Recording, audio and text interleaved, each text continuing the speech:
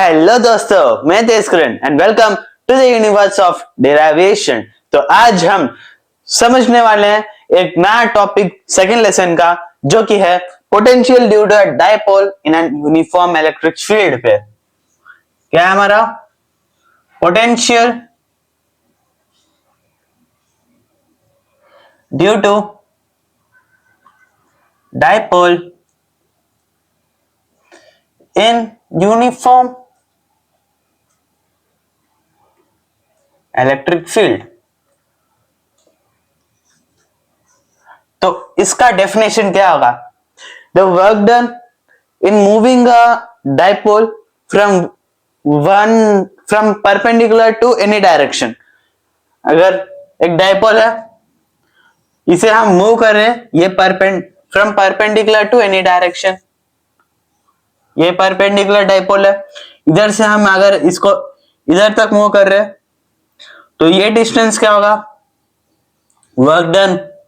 तो ये हो जाएगा वर्क डन, जो कि हम परपेंडिकुलर से एक डायरेक्शन को मूव कर रहे हैं, पुश कर रहे हैं। ओके, तो यही है potential due to dipole in a uniform electric field. वापस वो स्टेटमेंट क्या है? The work done in moving a dipole from perpendicular to any direction and which is stored in the form of potential energy. और वो work done store होता है potential energy के form में। तो उसे हम dipole in uniform electric field में। अब उसका डायग्राम देख लेते हैं। डायग्राम कैसे होगा? ये यूनिफॉर्म इलेक्ट्रिक फील्ड सोच लो। ओके, ये क्या है? Uniform electric field. इधर से और इधर तक एक डाइपोल, ये पॉजिटिव और ये नेगेटिव डाइपोल। ये क्या हो गया? थीटा। ये क्या हो जाएगा? थीटा। तो अब हमें क्या चाहिए? वर्क डन चाहिए। The work done in moving up dipole from perpendicular to any direction. Okay, तो वर्क डन हम कैसे लिखेंगे? T W is equal to moving up, मतलब परपेंडिकुलर से एक डायरेक्शन को मूव कर रहे हैं, तो वो क्या हो जाए? टॉर्क। टॉर्क ना, टॉर्क हो जाएगा टॉर्क। और ये एंगल भी कंसीडर करना पड़ेगा, कितना एंगल हम बेंड कर रहे हैं या पुश कर रहे हैं। तो ये क्या हो जाएगा? D theta. D W is equal to tau D theta. Torque है। तो अब इसके बाद ये इक्वेशन 1 ले लो। इसके बाद हमें टॉर्क का तो ये फॉर्मूला पता है, टॉर्क का वैल्यू पता है। क्या है? Tau is equal to P E sine theta. P sine theta first lesson में पढ़ा था। ओके, अब यही इसे ही इधर अप्लाई करो। D W is equal to P E sine theta D theta. अब इसके बाद आप सोच रहे होंगे इसके बाद क्या हो सकता है?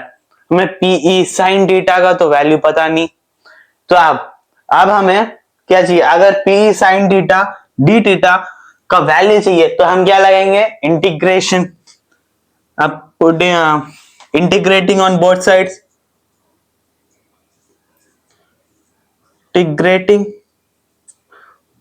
On both sides. ये integration D W is equal to integration P E sine theta D theta.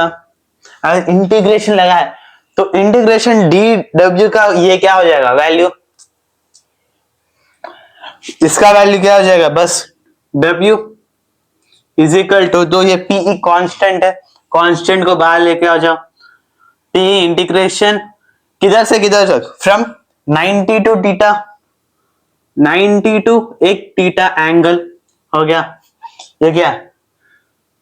Sign theta D theta. अब integration of sine theta D theta का वैल्यू क्या है? P E minus cos theta from theta to 90। ये theta नहीं आएगा, from minus cos 90 to theta. अब इसे हम कैसे लिख सकते हैं? W is equal to P E minus cos theta plus ये कॉस थीटा पहले प्लस कॉस 90। इसके बाद कॉस 90 का वैल्यू हमें पता है, कॉस 90 का वैल्यू क्या होगा? 0। कॉस 90 का वैल्यू 0, तो अगर ये 0 हो गया तो क्या हो जाएगा? बस माइनस पीई कॉस थीटा, बस यही था, माइनस पीई कॉस थीटा।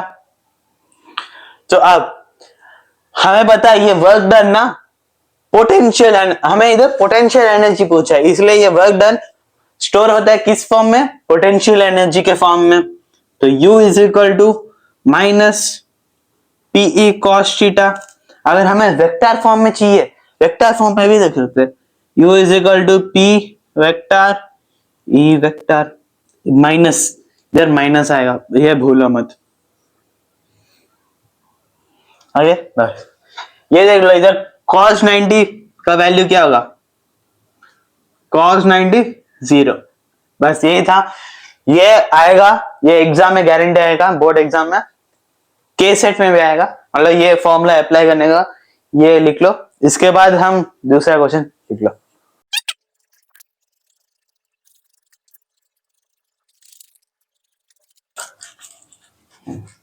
तो अब वो पुराना हो गया, dipole in uniform electric field का हो गया। अब हम डिस्कस करने वाले हैं potential energy of two charges in presence of external electric field. मतलब टू चार्जेस अगर एक्सटर्नल इलेक्ट्रिक फील्ड में प्रेजेंट किए तो उसका रिएक्शन या बिहेवियर कैसे होगा हम देखेंगे। क्या था? Potential energy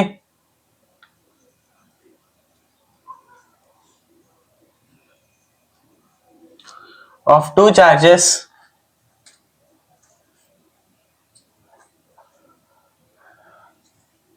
in presence of external electric field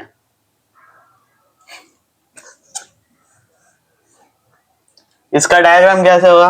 external electric field हम इसे ना ग्राफ में रिप्रेजेंट करेंगे, जैसे कि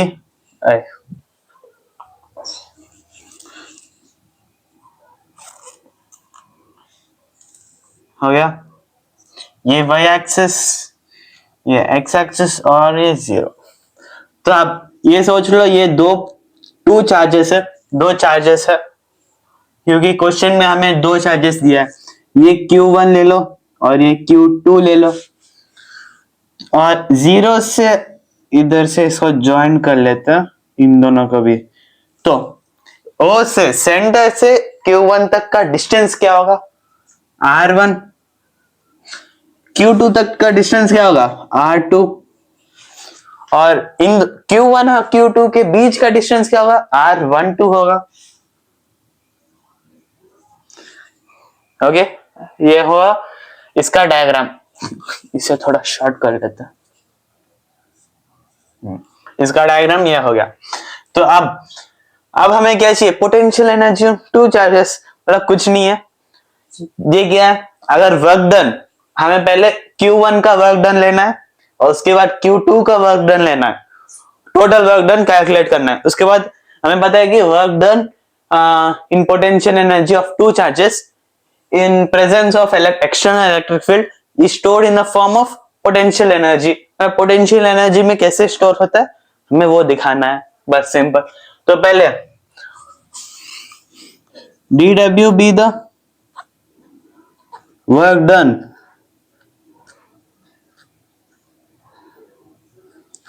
in moving a charge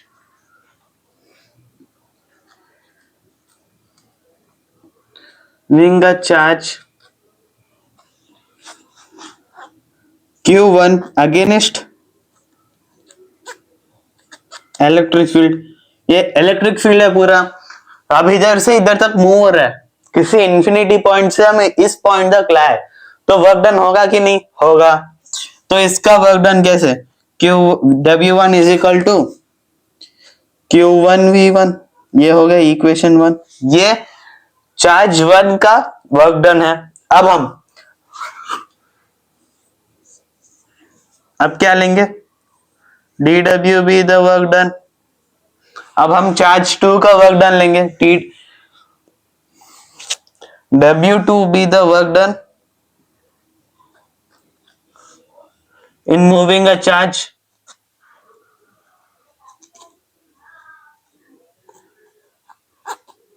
against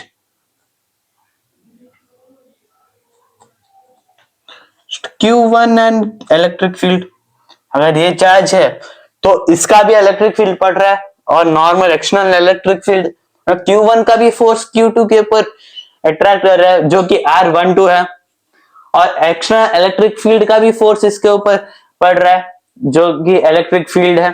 तो इसका क्या होगा, इसका वर्क डन क्या होगा, W2 is equal to Q2V2 plus 1/4 pi epsilon naught Q1 Q2 by R12।